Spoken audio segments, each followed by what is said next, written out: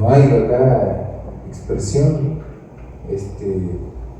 más interesante como esta que puede designar, ¿verdad?, una orden particularmente.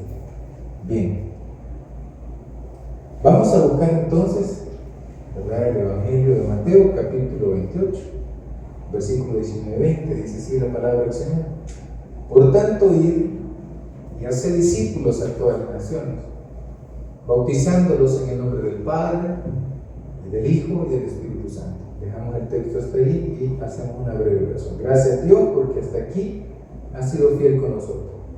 Bendiga, Señor, esta reflexión que pueda traer a nuestra vida, oh Señor, que pueda venir a nuestra vida tu bendición a través, Señor, de esta palabra que se va a anunciar. Y que veamos, Señor, tu respuesta, tu bendición. Guíanos, por favor, que tu palabra sea lámpara a nuestros pies y lumbrera a nuestro camino. En su nombre oramos, amén y amén. Gloria al Señor. Vamos a estar reflexionando, ¿verdad?, sobre el Evangelio de Mateo. Usted puede ver algunas imágenes ahí. Ve que hay, ¿verdad?, un grupo de deportistas, son mujeres. De hecho, estas fotografías son de la selección femenina de El Salvador, ¿verdad? Y aquí tenemos a su entrenador, señor Pardulo. Todas las personas que están, ¿verdad?, en el entorno de él saben que él es responsable de guiar, de poder inculcarle, ¿verdad?, las mejores estrategias para poder realizar una buena función dentro de las competencias, ¿verdad?, que ellos ingresan, y por supuesto ellos y ellas, ¿verdad? Y por supuesto todas las directrices que les da este señor tienen que ser acatadas. Entonces de ahí que, hermano, muy importante afinar el oído. Cuando yo estaba tratando de reflexionar sobre este tema, me llamó mucho la atención, ¿verdad?, que siempre se ha dado, ¿verdad?, la tarea de que están las personas encargadas de la evangelización o de ir en búsqueda de las personas. Pero yo quisiera hacer un poco, ¿verdad?, hincapié sobre la persona también en sí y cómo esta persona, ¿verdad?, puede ser un buen discípulo, ¿verdad? Cómo la persona puede ser también un buen discípulo. Porque Jesús era un buen maestro. ¿Quiénes piensan eso? Quizás no ha habido maestro, ¿verdad?, como él en la historia de la humanidad. Fue un gran maestro, pero sin ser así tenía unos discípulos, hermano, un poco, ¿verdad?, locaditos, ¿sí? Tenía un discípulo, hermano, que dice que era el encargado, ¿verdad?, de recoger las ofrendas, los diezmos, las donaciones, ¿verdad? Y dice la Escritura que metía la mano y que al final traicionó al maestro. De hecho, había uno, ¿verdad?, que se la llevaban de pleitistas y le dijeron: Señor, nosotros te vamos a defender y vamos a dar la vida por ti. Y a la hora de la reventación, hermano, no, primero salieron corriendo. En buen salvadoreño pegaron la gran zumba. ¿Quién los paraba? Pues nadie lo detenía. Entonces, Jesús estaba rodeado, ¿verdad?, de personas que tenían muchas dudas, no tenían en claro, ¿verdad?, qué es lo que significaba la presencia de Cristo en sus vidas. No tenían muy en claro eso, a tal grado que cuando Jesucristo, ¿verdad?, fue asesinado por la élite de aquel momento, muchos regresaron a sus tierras, ¿verdad? Se olvidaron del compromiso con el llamamiento que Dios les había hecho. Estoy reflexionando sobre esto. Es muy importante, ¿verdad?, hacer hincapié sobre las personas que quieren ser discípulos de verdad y que su decisión, en este sentido, hermano, tiene que ir en esa búsqueda de la superación de los males que nos aquejan en nuestra propia vida, ¿verdad? La persona que decide ser discípulo es porque ya está convencida de un mensaje particularmente. Y en tiempos de Jesús, cuando se escribe el Evangelio de Mateo, se escribe con la intención, ¿verdad?, de provocar un repensamiento en los judíos de aquel momento. O sea, este Evangelio se escribe con ese motivo, que había un montón de judíos en aquellos tiempos y que muchos habían creído en Jesús, pero también había una situación difícil. Que esta comunidad comenzó a verse, ¿verdad?, con ojos de sospecha por parte de la élite. Uno de los que perseguían a esta comunidad se llamaba Saulo de Tarso. La Biblia lo registró. Los copistas, ¿verdad?, comenzaron a hacer hincapié en eso también, cuando se escribieron los textos, que no se perdiera, ¿verdad?, el espíritu de aquel momento, un momento de persecución. ¿Quiénes perseguían? Bueno, los judíos más recalcitrantes. La religión es buena, pero va a depender en manos de quién esté. Porque si la persona es mala, mala va a ser entonces la religión, ¿verdad? Mala va a ser la religión, porque así se va a interpretar.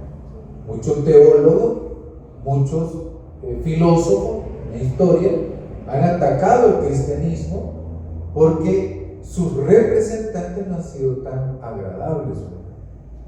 Quizás se han parecido más a demonios que a verdaderos cristianos, ¿verdad? Causaron un montón de asesinatos en la historia. En lugar de bendecir a la humanidad, la hundieron, hermanos, en tiempos de oscuridad, de oscurantismo. Entonces, es bien importante hacer hincapié en esto. Si bien es cierto que hay una gran comisión, pero también de fondo está un contexto en el que la comunidad cristiana se estaba desenvolviendo y había persecución. O sea, había persecución contra esta comunidad, así como muchas veces hay persecuciones con otras comunidades, ¿verdad?, alrededor del mundo. Entonces aquí hay algo muy interesante en ese contexto en el que se da. Estaba en Jerusalén, estaba la comunidad, ¿verdad?, en cierto lugar también, y que comenzaron a tener muchos conflictos. La comunidad procura tener, ¿verdad?, aliento, y se hace a través de, hermano, la palabra de Dios. El ánimo de la palabra de Dios en momentos difíciles es esencial. En el mundo que estamos viviendo, está atravesando por una sacudida donde las élites mundiales van a ser reemplazadas, no en su totalidad, pero sí la hegemonía en el mundo va a ser, hermano, sacudida. Pero eso implica la sacudida, ¿verdad?, del imperio en el mundo. Esa sacudida va a ser tan espantosa, especialmente para países como El Salvador, que es un país que depende, ¿verdad?, de otras situaciones. Entonces, lo que quiero decir con esto, mi querido hermano y hermana, es que se acercan días difíciles, se acercan momentos duros, y que vamos a necesitar hoy más que nunca del ánimo, del espíritu de la palabra de Dios. Lo vamos a necesitar porque se acercan días malos. Ya se está viendo, hermano, el aumento del combustible. Hace poco fui, ¿verdad?, llené el tanque del vehículo y ya había aumentado 35 centavos el galón. Y así va a ir de aumento en aumento. Hay crisis que se están dando que unos cuantos políticos, imagínense usted, unos cuantos políticos que, entre comillas, representan a toda la población, está llevando al mundo a la guerra mundial. Y son unos cuantos. En Estados Unidos no quieren guerra, pero vienen otros, 2 que 3 de ahí, con mucho poder, dicen, vamos a hacer la guerra, se hace. Y lo difícil es que ellos no mandan a sus hijos a pelear. Ahí los andan escondiendo, inventando enfermedades, con el fin de librarse de la guerra, de que los asesinen por allá. pero sí manda a las pobres víctimas de la sociedad que no quiere la guerra. Entonces, Mateo presenta también una situación difícil de persecución.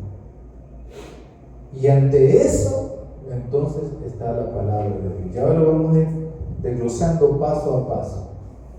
En primer lugar, vamos a ver algo muy importante: la autoridad de Cristo. Aquí vemos al entrenador como autoridad. Están prestándole atención porque tienen que procurar hacer lo que, ¿verdad?, les está diciendo. O sea, la autoridad de Cristo tiene que ser acatada. En el versículo 18 del capítulo 28 del Evangelio de Mateo, Jesús dice: toda autoridad me ha sido dada en el cielo y en la tierra. Jesucristo entonces tiene autoridad. Y esa autoridad entonces es vista desde la expresión desde el versículo 19. Por tanto, ir es una orden imperativa. Quizás de una mejor manera, aunque a mí no me gusta, honestamente se lo digo, no me gusta hacer alusión del militarismo, porque el militar se prepara, hermano, para la guerra. Entonces no mucho me apoyo, ¿verdad?, en este tipo de asuntos, pero quizás una orden imperativa es la que recibe el pobre soldado. El soldado le dice: tienen que ir y atacar al enemigo. O sea, esa figura, el enemigo, es cuestionable. El enemigo es mi hermano, pero mis líderes me dicen que él es el enemigo y yo tengo que obedecer. Y como es una orden que viene desde arriba, yo tengo que obedecer como soldadito. En cambio, la diferencia entre un soldado que está preparado para la guerra y sus líderes, que, hermano, también tienen planes estratégicos militares, la intencionalidad de ellos es defenderse o atacar, matar, asesinar a cualquiera que se les interponga. Esa es la consigna de ellos. Pero en el Evangelio no es visto desde esa óptica, sino desde la vida. Es la inversión de la orden. La orden allá era: maten, defiéndanse hasta con los dientes. Pero la orden que da Cristo, que es imperativa también, que debe de obedecerse, también, hermanos, lleva autoridad, pero es una autoridad para la vida, no es para la muerte. ¿Fíjense? Es una diferencia abismal. El objetivo de la orden es la obediencia.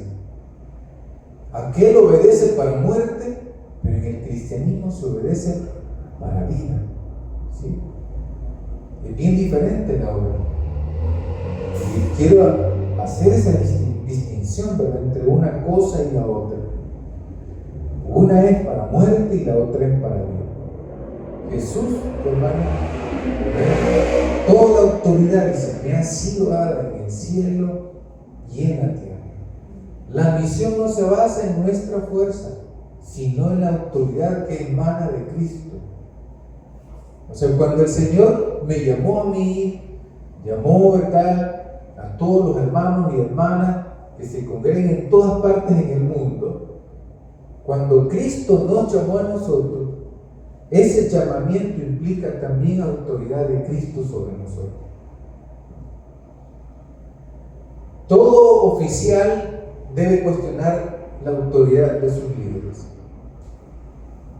En Estados Unidos, el encargado de antiterrorismo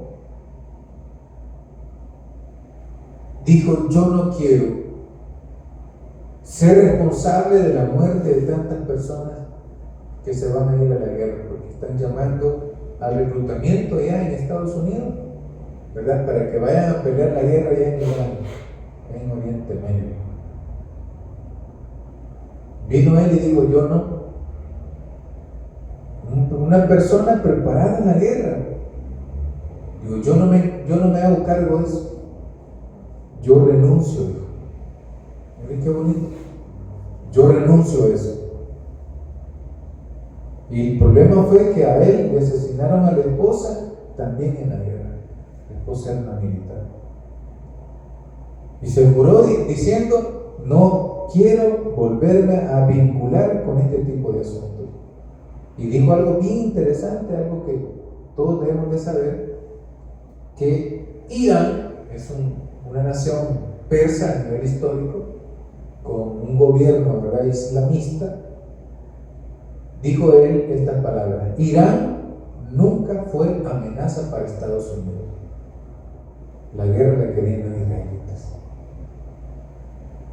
Entonces Estados Unidos está librando una guerra que no es de ellos y está, ¿verdad?, mandando a jóvenes, a hombres y mujeres a la muerte para defender intereses que no son de ellos.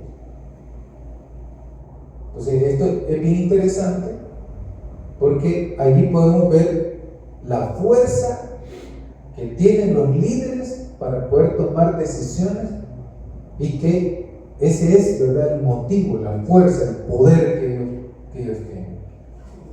Pero, mire qué interesante, porque la misión del cristianismo no tiene que ver con ese tipo de fuerza, sino con que nosotros sepamos quién es Jesucristo y que Él es el que, ¿verdad?, nos da a nosotros la fuerza. Amén, mire eso. Entonces, nosotros salimos a la calle, salimos, ¿verdad?, de la vida común, salimos de la casa al trabajo y ahí pasa de todo. Vamos quizás manejando en el vehículo, vamos en el autobús y vamos con personas en nuestro entorno. Personas otros que van manejando a la par. Jesús me dice a mí: tú eres una nueva criatura, yo te he sacado de las tinieblas a la luz admirable. ¿Cómo te vas a comportar entonces en la vida? Porque nosotros somos una carta leída, dice la Escritura, ante el mundo. Y si somos una carta leída ante el mundo, mi reflejo ante la vida tiene que ser distinto. Por ejemplo, cuando alguien, hermano, se mete así de repente en la vía, ¿verdad?, voy manejando tranquilo y de repente ni siquiera las vías saquen algunos, ¿verdad?, para poder cruzarse. Y un solo se le mete, hermano. Y ya viene el hermano, ¿verdad?, y comienza a pelear y quererse adelantársele y meterle el carro. Y ahí viene el pleito y cae para eso. Mira, estábamos viendo un video con mi señora el día de ayer en la noche. El de atrás iba grabando todo. Iban dos camionetas, fíjense. De repente una se le adelantó, ¿verdad?, y medio le pegó un porrazo, ¿verdad?, al carrito en la punta, le lleva la luz. Y después, hermano, cuando vio eso el otro, se le adelantó, parqueó el carro, se bajó, le aporreó la ventana, ¿verdad? Se volvió a subir y cuando medio se le adelantó el otro, el que fue golpeado viene y golpea al otro también. Y ahí va grabando el muchacho. Entonces, ¿cómo va a reaccionar un creyente ante la vida? Porque la autoridad es Cristo para nosotros. Amén, iglesia. ¿Cómo vamos a actuar nosotros desde esta perspectiva, ¿verdad?, de la orden que se ha dado? Porque somos carta leída. Esto no quiere decir de que las personas se van a aprovechar de nosotros, que nos van a mangonear, que nos van a golpear, que nos van a robar, y que nosotros no vamos a hacer nada. No se trata de eso tampoco, ¿verdad? No quiero decir eso. Dice la Escritura que hay que ser mansos como la paloma, ¿verdad?, pero astutos como la serpiente. ¿Sí? Esto no significa que tampoco nosotros vamos a aprovechar de los demás. Lo que quiero decir es de que el creyente sabe, debe de conocer también un poquito, ¿verdad?, de todo en la vida y tratar de defenderse a través del aspecto legal, puede ser, entre otras cosas. Entonces, la misión no se basa en nuestra fuerza, sino en la autoridad del Rey de Reyes. O sea, es la autoridad que tiene Cristo sobre todos nosotros. En una ocasión, leyendo la biografía de un gran teólogo llamado Dietrich Bonhoeffer, un alemán, Durante la Segunda Guerra Mundial, se dice, ¿verdad?, que los papás de él, preparados académicamente, maestros de universidades de aquel momento, imagínense usted en qué estatus estaban ellos, ¿verdad? Y en una ocasión iba pasando, ellos iban en su vehículo, y de repente iba saliendo uno de los reyes o príncipes de aquella zona, porque todavía existen, ¿verdad?, por esos lugares, el vestigio de la realeza. Entonces iban pasando ellos y de repente el niño Dietrich Bonhoeffer vino y dijo: mira mamá, mira papá, el príncipe tal, le dice. Entonces viene la mamá y le dice: mira Dietrich, son personas como nosotros, son igual que nosotros, no tienen por qué tomar una postura de admiración, porque son igual que nosotros. Y eso es lo que nosotros debemos de comprender, ¿no? Yo no me tengo que sentir inferior porque está el presidente enfrente de mí, presidente de cualquier país, o un diputado. Un diputado es igual que usted como yo, que ellos la creen en otra cosa. Pero no tenemos por qué nosotros tener admiración por ellos, si son simplemente seres humanos con una gran responsabilidad social y política. No es sencillo eso. ¿Y sabe qué, hermano? El que de verdad está sobre todos estos hombres y mujeres que se la llevan, ¿verdad?, de que son los meros en la vida. Estamos hablando desde el punto de vista económico, personas con alto poder económico, entre otros, por supuesto, millonarios. Miren, hermano, no hay ser humano que haya llegado a tener tanto poder como nuestro Señor Jesucristo. Él está sobre todos los demás. Por eso la Escritura dice: Rey de reyes y Señor de señores. Entonces nosotros tenemos, hermano, un personaje al cual respetamos, valorizamos, y que su autoridad está sobre los demás que se creen autoridad. Amén, iglesia. Por eso Pedro dijo en Hechos de los Apóstoles: es más importante obedecer a Dios que a los hombres, porque la autoridad de Cristo está sobre la autoridad, hermano, de aquellos que, entre comillas, son o tienen el poder en sus manos. Por supuesto, nosotros somos respetuosos de la ley, respetuosos, ¿verdad?, de ese grupo de personas que se dice que son, hermanos, los que tienen el poder en su mano. Somos respetuosos, pero sí valoramos más aquellas directrices que nos da el Rey de Reyes y Señor de Señores. Entonces, como aplicación, ¿verdad?, este punto: no hay lugar ni cultura donde Cristo no tenga derecho a ser proclamado, ¿verdad? Nosotros somos una iglesia cristiana, y como iglesia cristiana tenemos un referente que es Cristo. Entonces, no se nos olvide que la autoridad de la vida de la iglesia es Jesucristo. Amén, iglesia. Toda autoridad me ha sido dada en el cielo y en la tierra. Qué bonito eso, ¿verdad? Que no se nos olvide. La autoridad de Cristo es, hermano, ¿verdad?, principal en nuestra vida. Bien, aparte de la autoridad de la iglesia, debe de haber la autoridad de Cristo sobre la iglesia, sobre la vida. También tenemos la actitud de la iglesia. Aquí vemos en acción a las seleccionadas, ¿verdad?, de la Selección Nacional de El Salvador. Ahí las vemos entrenando, porque están atendiendo las directrices de su entrenador. Ahí vemos nosotros en la televisión cómo corren, cómo se coordinan, cómo dan pases, entre otras cosas. Veamos lo que dice el versículo 19. Si lo tiene usted en la mano, me lo lee, por favor.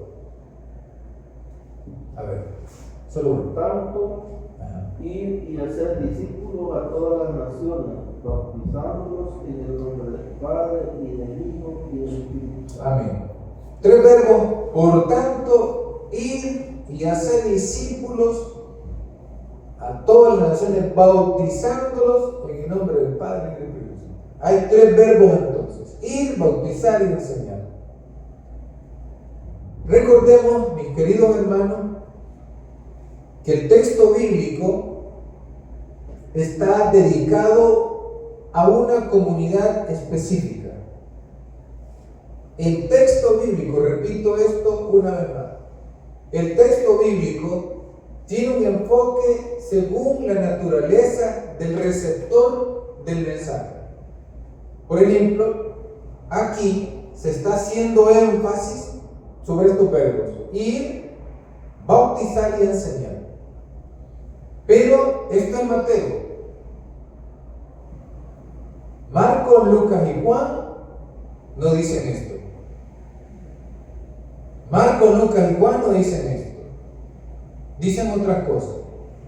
Y si usted quiere saber qué dicen, se lo dejo de tarea, ¿verdad? Para que lo busquemos en nuestra casita y podamos, hermanos, encontrar que esas otras comunidades a las que escribe Mateo, lo que escribe Marcos, lo que escribe Lucas, lo que escribe Juan, eran, ¿verdad?, distintas, hermanos, no hacían su esencia.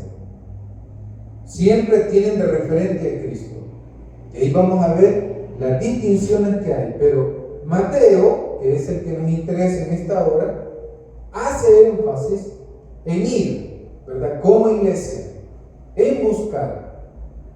Y esto es bien importante porque la vida misma se presenta como la oportunidad para que nosotros podamos hacer esto. Le explico.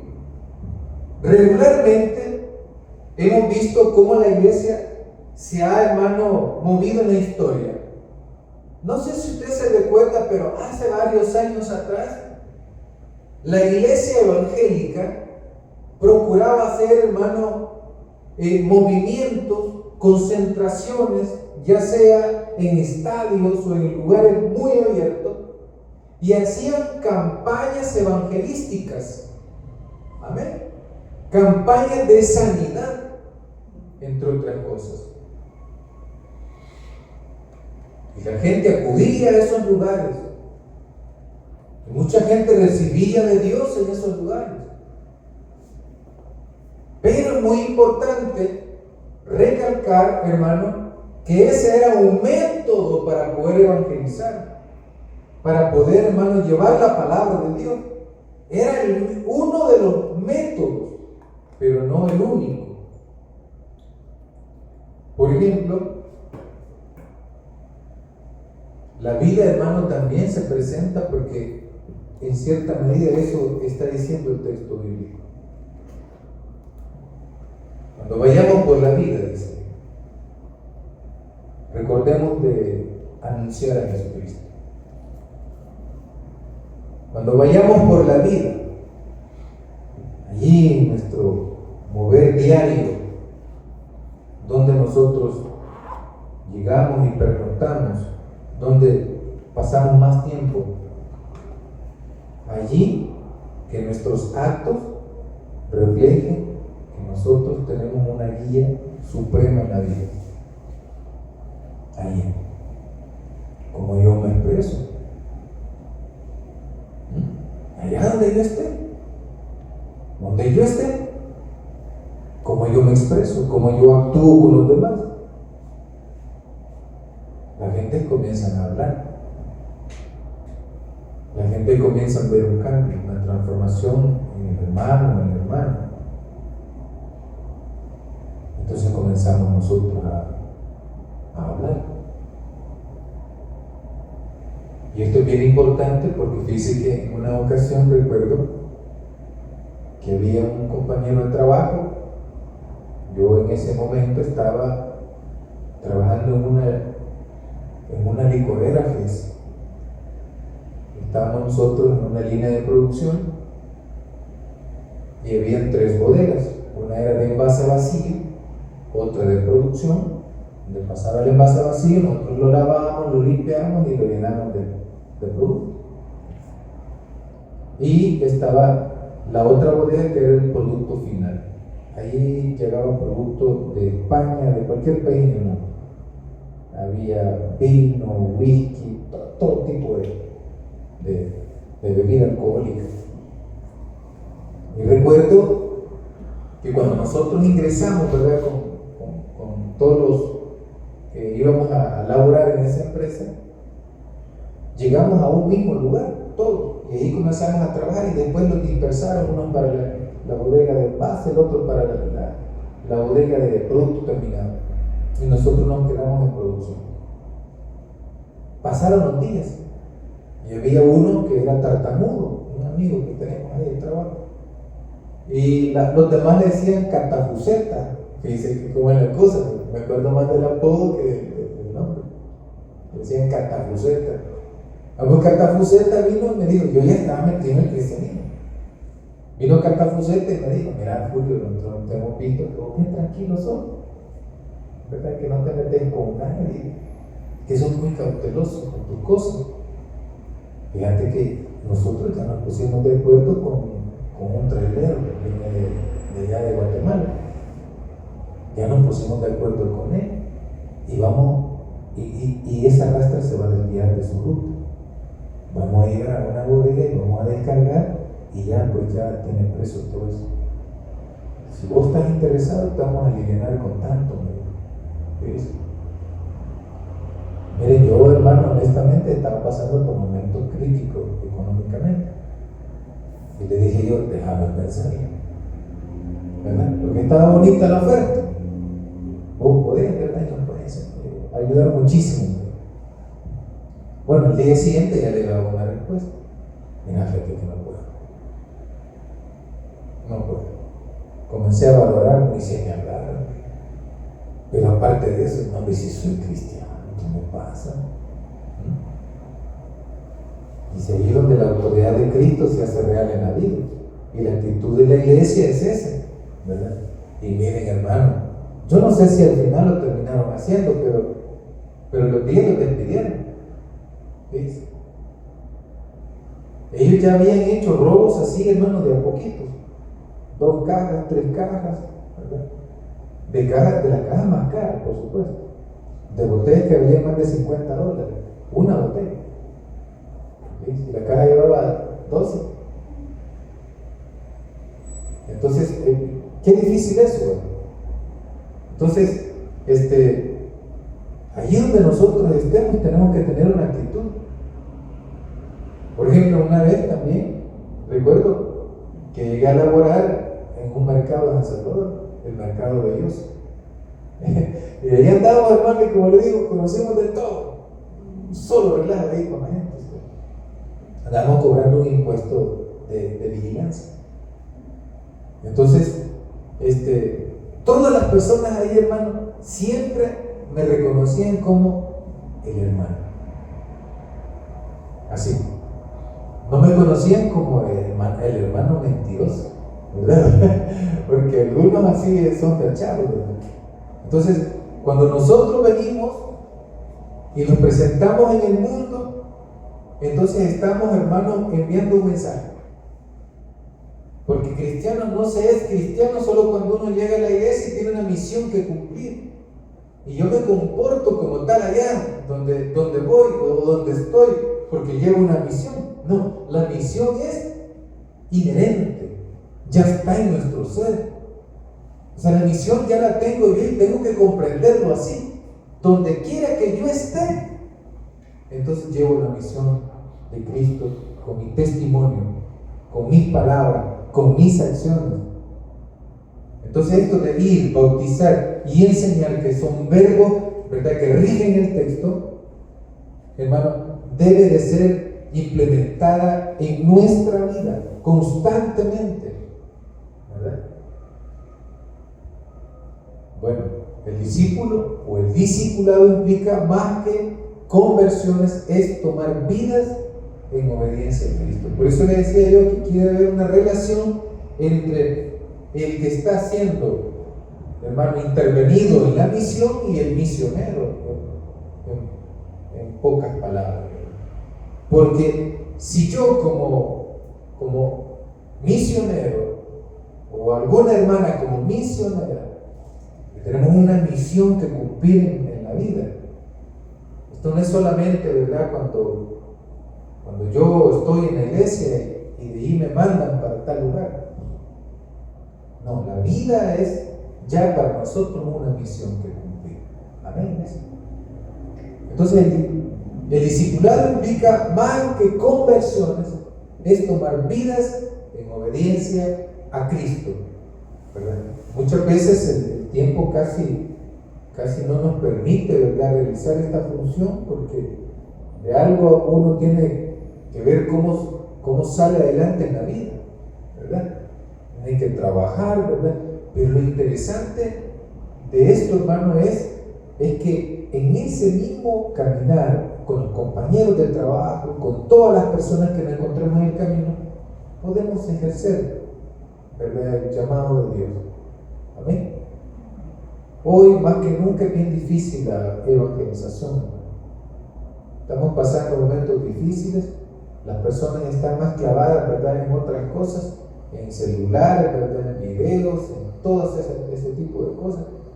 Y hay una actitud de rechazo. Después de la pandemia, ¿verdad?, un montón de sectores de iglesias bajaron en número, pero increíblemente, fíjense. Bajaron en número. Y es bien difícil hoy conquistar a las personas que lleguen a la iglesia, ¿verdad? Está siendo bien difícil. Hay un montón de enseñanzas que le han hecho a la persona no creer a la verdad. Mejor le creen, ¿verdad?, a otro tipo de cosas. Por ejemplo, de repente con esto de las informaciones falsas que salen en las redes sociales, la gente está creyendo más en estas cosas que en la verdad plenamente. Entonces tenemos nosotros un reto en este contexto de vida. Eso significa que tenemos que también actualizarnos. ¿Sí? Por eso decíamos nosotros en algún momento, ¿verdad?, que vamos a invertir como organización, vamos a invertir un poco más, que el mensaje pueda salir de estas cuatro paredes y pueda llegar también a otros corazones. Por eso estamos procurando hacer grabaciones, ¿verdad?, para que lleguen también allá a la casa, al oído de aquellas personas que quieren conocer, ¿verdad?, algo distinto de una fe prácticamente encerrada. Entonces, esto es importante porque debe de haber una actitud de la iglesia debe de actuar. Ahí vemos, y esto no es solamente tarea del pastor o de los líderes de la iglesia, esta es una tarea de todos, porque el llamamiento a una misión particular es desde el momento que Cristo vino a alumbrar el corazón del creyente. Mire, no la podría llamar yo una amenaza, ¿verdad?, pero hay varias religiones que están haciendo hincapié. Por ejemplo, están los judíos metiendo, ¿verdad?, sus enseñanzas en el cristianismo. Y están hablando de que Jesús fue judío, entonces todos debemos de ser judíos. Que Él vino a cumplir la ley y no vino a abrogarla, no vino a quitarla. Entonces, nosotros como cristianos estamos equivocados porque no estamos en el camino correcto, que es el judaísmo. Jesús fue judío y por lo tanto la iglesia debe convertirse en judaísmo. Se habla mucho del Mesías, de ahí viene lo mesiánico, y que hay que celebrar las fiestas también judías, que es lo que Jesús, ¿verdad?, nos enseña a nosotros.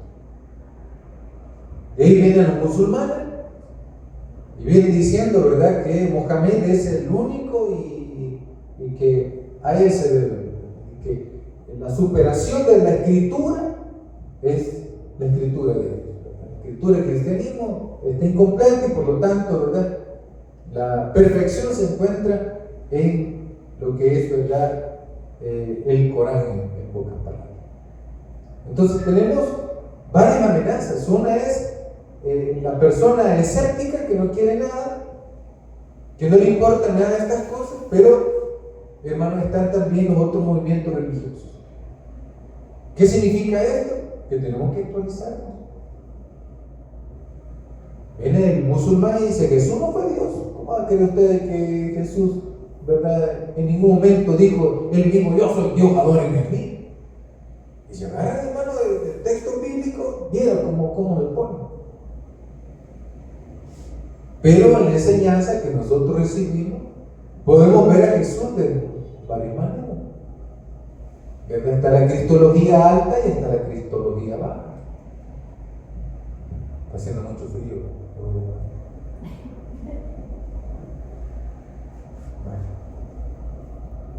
Entonces la cristología alta presenta a Jesucristo como Dios. Y está la cristología baja que presenta a Cristo como un ser humano, ¿verdad? Perfecto, sin pecado, y que, hermano, se hace uno de nosotros, se hace hombre y camina entre el ser humano también, y que muere en la cruz, que sufre en la cruz, y le dice al papá, ¿verdad? Papá, ¿por qué me has abandonado? Entonces la cristología baja ve a Jesucristo como un hombre, no un hombre cualquiera, por supuesto, sino alguien sin pecado. Entonces cuando la iglesia, ¿verdad?, tiene problemas de esa índole, que comienzan, ¿verdad?, a querer deslegitimar el cristianismo, hay una ramificación del cristianismo que no necesariamente vamos a creer lo mismo que los demás creen, ¿verdad? Y en ese sentido, querido hermano y hermana, hay que actualizar, hay que saber responder ante las demandas de la exigencia. Cierra un poquito la puerta ahí, ¿no? Cierra. Entonces, tenemos eso, hermanos y hermanas, que la iglesia no puede ser pasiva, debe salir de sus muros y alcanzar a la nación, empezando por su comunidad, ¿verdad? Nosotros hemos entrado este año con hermano, algunas enseñanzas en particular que están vinculadas a este actuar donde quiera que nosotros estemos, ¿verdad?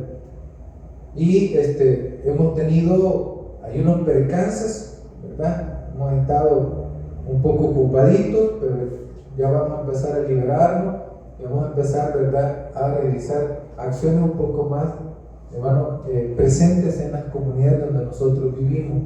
Por ejemplo, me estaba diciendo nuestra hermana Angelita que quisiera, ¿verdad?, que fuéramos a visitar su casa, tuviéramos una pequeña oración ahí donde ella, ¿verdad? Sí. Entonces, y así, ¿verdad?, vamos a encontrar personas que están decididas a, hermano, tener una actitud distinta, ¿verdad?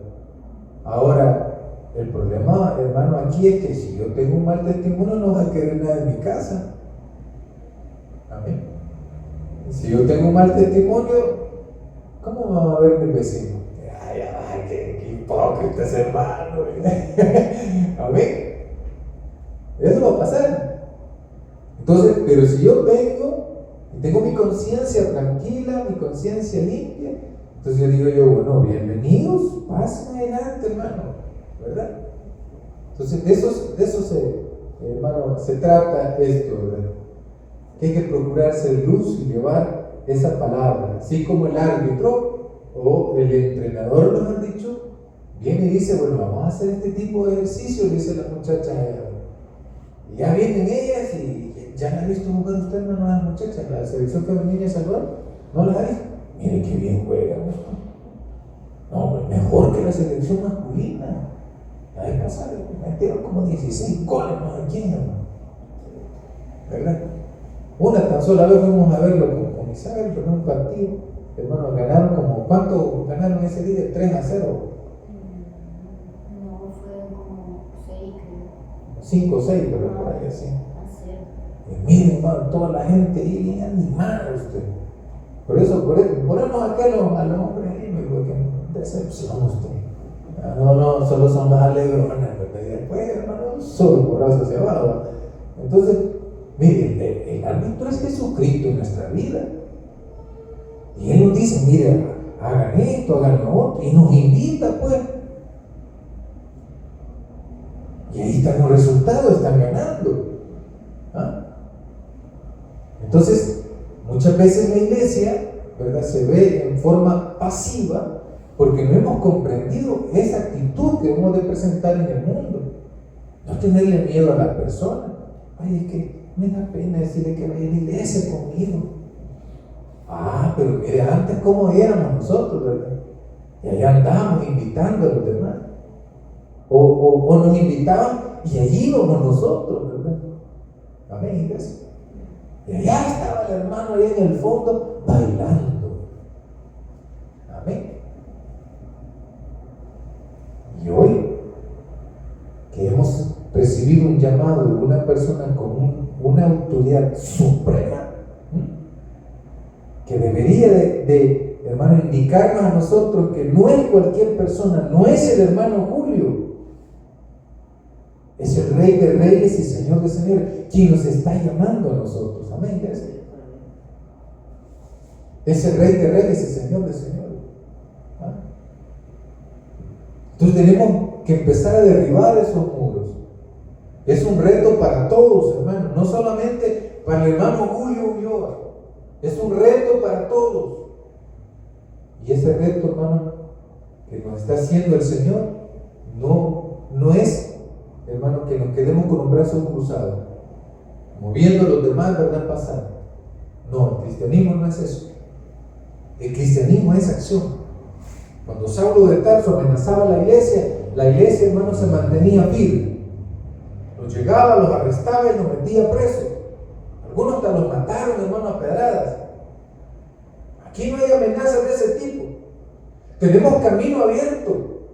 Podemos, hermano, ejercer libremente el cristianismo.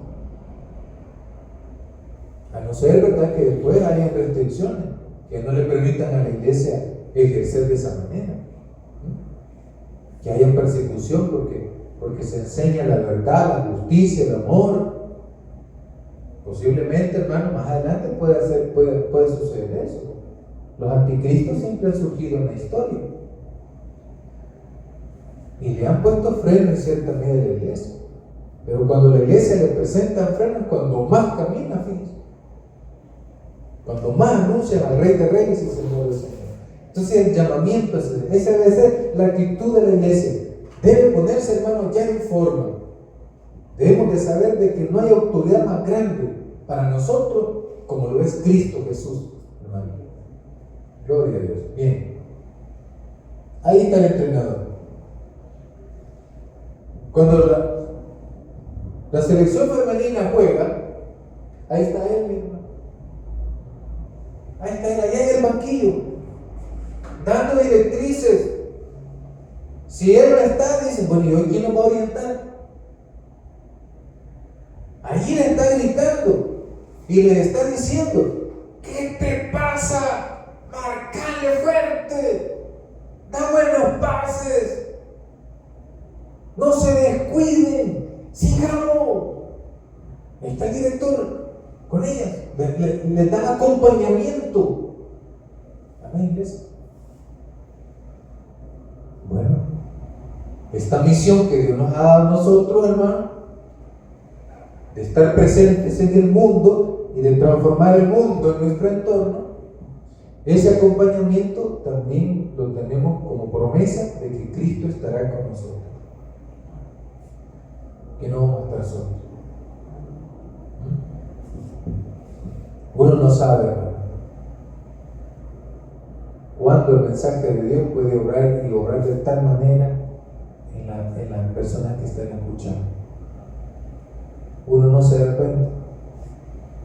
Pablo dice en la Escritura en Hechos de los Apóstoles que una vez estaba evangelizando a una mujer y había una que le quedó prendida, bien de mano, fit, y se convirtió al cristianismo y llegó a ser una líder de esa mujer. No desistamos en el camino. La misión no se realiza en soledad. Cristo acompaña a su pueblo, así como el entrenador mi hermano.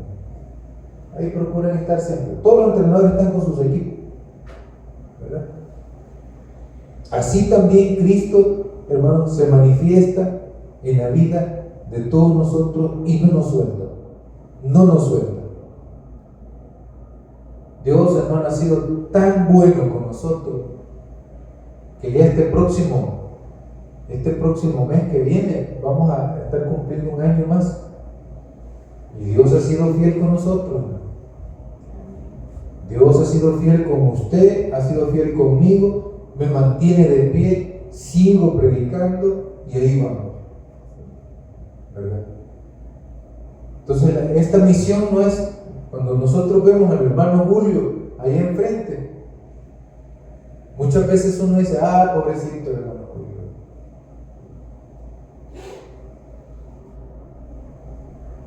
Pero ¿sabe quién está detrás de mí? Es el Rey de Reyes y Señor de Señor. Que si Él no hubiese querido que nosotros siguiéramos en esto, ya rato hubiera derrumbado, hermano. Es que yo conozco personas que después de la pandemia o durante la pandemia ya no continuaron. Allí en Lourdes, Colón, estaba platicando con un hermano y me decía, mire, dice que ahí está un local que dejó un hermano, que lo construyeron, ¿verdad? Y lo hicieron como para una iglesia. Era una iglesia reconocida del país, era una filial. Y se fue, abandonó la iglesia.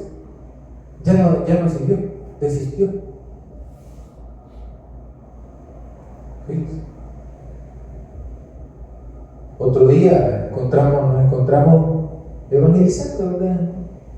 Hace un par de años atrás. Nos encontramos a una persona, comenzamos a hablarle de la Biblia, y hermano, nos salió bastante conocedor de la Biblia. Y ya, hermano, cuando le hicimos el llamado, dijo, usted no le quisiera entregar su vida al Señor. No, que yo fui pastor. Yo fui pastor. Bueno, ¿y qué le pasó? No, mucho problema. No quiero problemas. No me voy a tranquilizar. Miren, hermano, ¿qué fue entonces? Dice la Escritura que el sembrador salió a sembrar y tiró semilla, hermano, en varios lugares. Unos en el camino, otros, hermano, allá donde estaban las espinas, entre las espinas, y así, y cayó también la semilla en buena tierra. La semilla en la calle creció, bueno, ni creció, sino que fue mayugada por la gente que iba a pasar. ¿Cierto? La semilla que cayó entre las espinas, hermano, medio comenzó a brotar, ¿verdad? Y salió ahí queriéndose levantar, pero las espinas la ahogaron. Muchas veces nosotros así somos, ¿verdad? El cristiano no está muy seguro de lo que ha creído. No sabe quién es Cristo en realidad para su vida. Cristo no es su rey, no es su Señor en realidad.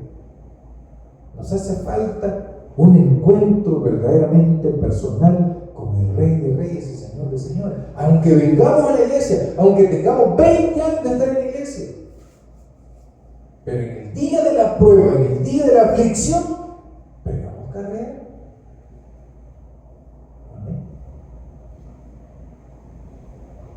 Y eso no nos está diciendo el Señor. Y aquí, hermano, cada quien agarre su parte también. Porque el día de mañana, dice la Escritura, Pablo, ¿verdad?, habló de eso. Dijo que nuestras obras van a ser pesadas.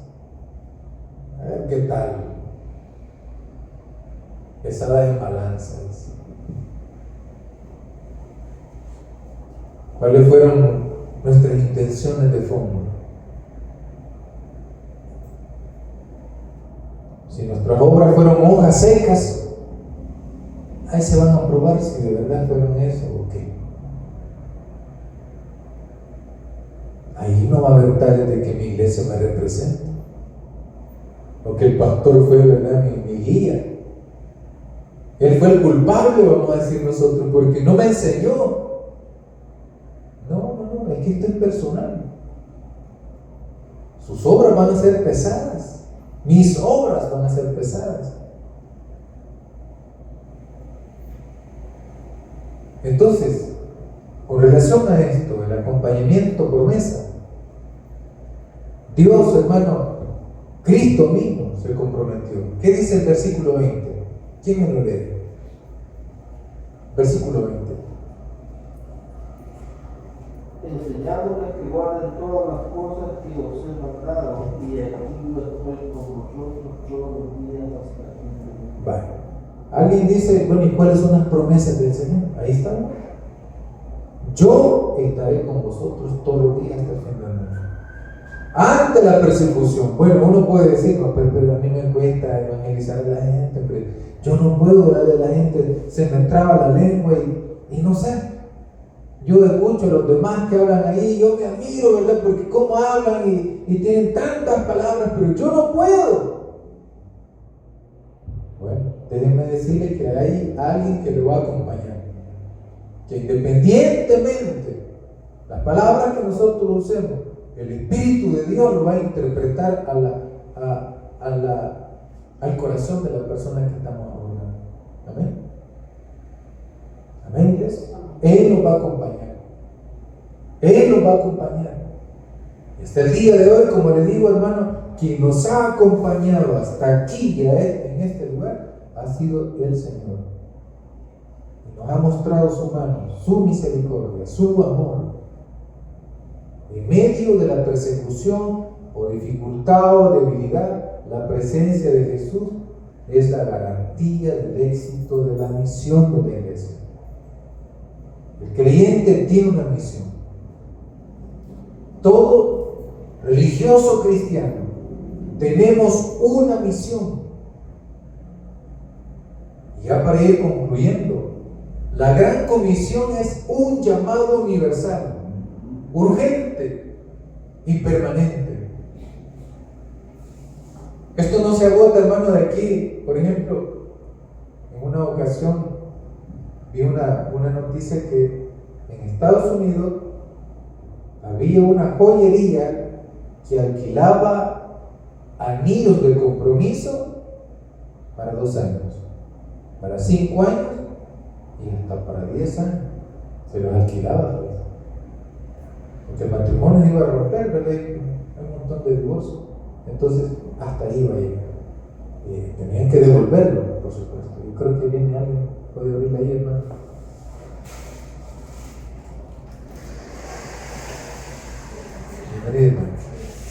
Entonces, la gran comisión es un llamado universal, urgente y permanente. Esto no es para 2 años, ni para 3 años. Mire qué bonito sería, hermano, llegar hasta nuestros últimos días contentos porque hemos hecho la obra de Dios. Había un hermano, se llamaba Héctor, que se allá en Lourdes de Colombia. El hombre ya estaba ancianito, tenía varios hijos y le habían dado nietos. Y recuerdo yo que una vez dijo él, hubiera querido conocer a Cristo desde mi juventud. Y bueno, hubiera querido conocer a Cristo desde mi juventud, dijo el hombre. Y en eso, allí donde estamos en la iglesia, nos trasladamos para otro lugar y comenzamos a construir. Y me llamó mucho la atención porque dijo él, con lo que yo pueda le vamos a ayudar. Y ahí iba el hombre, con una carreta y con los 5 nietos atrás, con la bulla de los niños iba a ir para allá, para la iglesia, a ver qué ayudaban. Y llegaban con los nietos de 5, 7, 10 años, queriendo ayudar también y colaborar. Él falleció.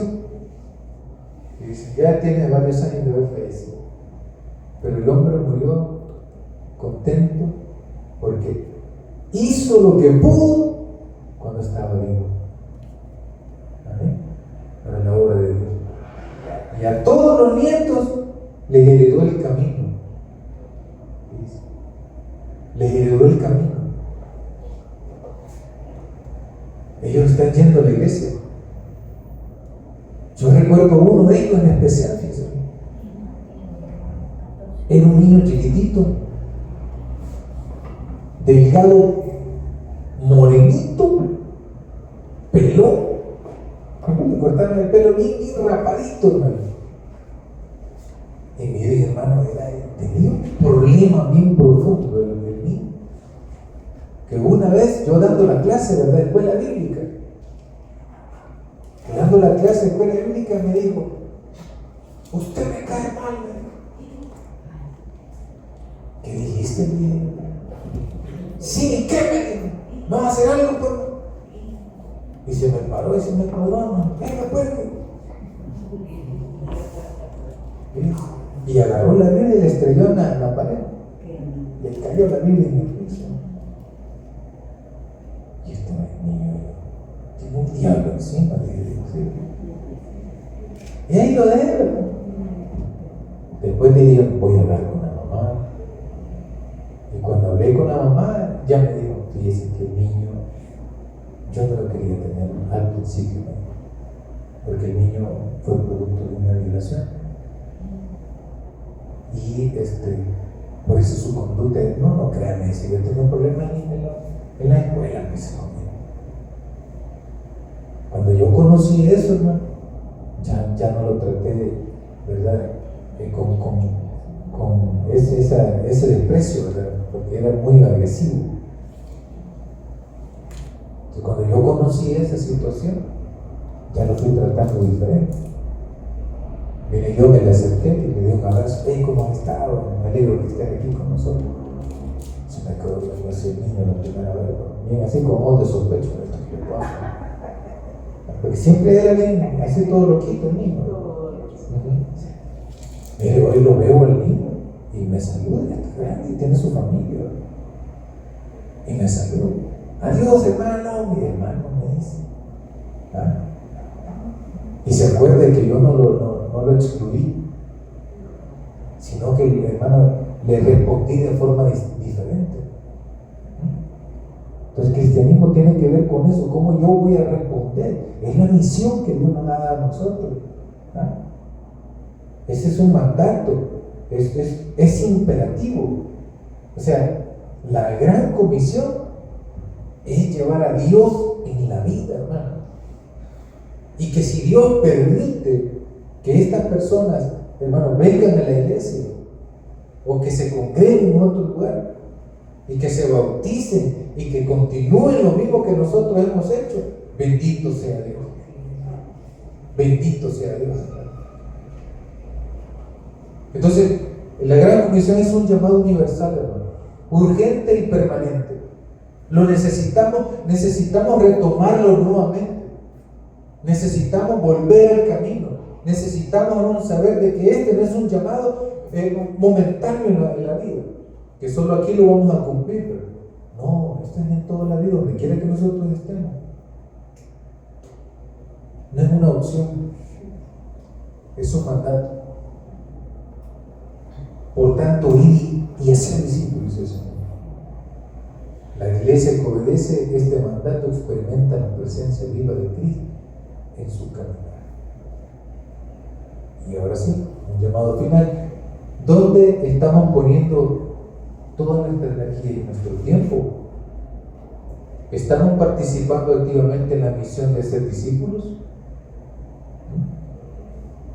Hoy Jesús nos recuerda que la carrera comienza en el punto de partida de la obediencia y que Él mismo corre a nuestro lado hasta el fin del mundo.